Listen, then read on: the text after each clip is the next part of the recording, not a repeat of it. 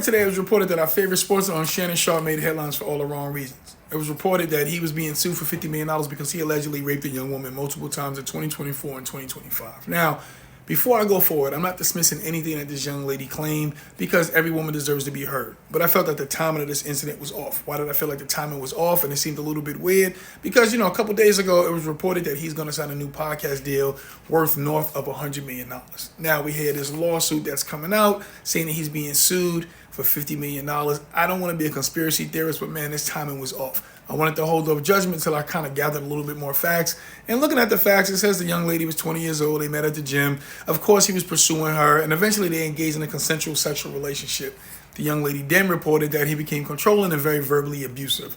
You want to hear her out, you read the report, but then you start to see something that really stands out. And to me, it was the lawyer's name, Tony Busby. Tony Busby was involved with the Jay-Z and Diddy situation with the lawsuit about raping a 13-year-old girl in 2000 after the VMAs. If anybody knows about that case was terrible. It was a clusterfuck, excuse my expression. It was horrible to begin with. The details were all over the place. It just seemed like a money grab. He really couldn't get what he was supposed to get, or what he tried to get, I should say.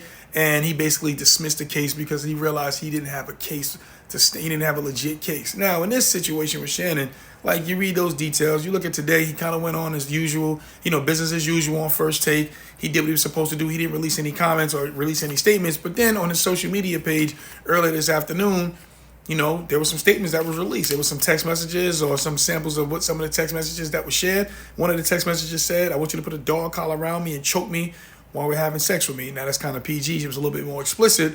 He also didn't list her as Jane Doe. He exposed her full name, something I won't do because I don't want to get in any kind of trouble. And he also had another text that said, "I know you missed this big juicy booty, 25K a cheat." Now, look, I'm not going to lie to y'all. I know, like, if a woman's being raped or being assaulted, she's not going to be talking to a man like that. So, thank God he held on to these receipts. Thank God he had those text messages. I don't know where this case is going to go. I think it's eventually going to get dismissed. But it seemed like, man, like they just out there to get brothers now, man. I don't know what it is. Again, I don't want to be dismissive to any woman that's coming out saying that she's been sexually assaulted.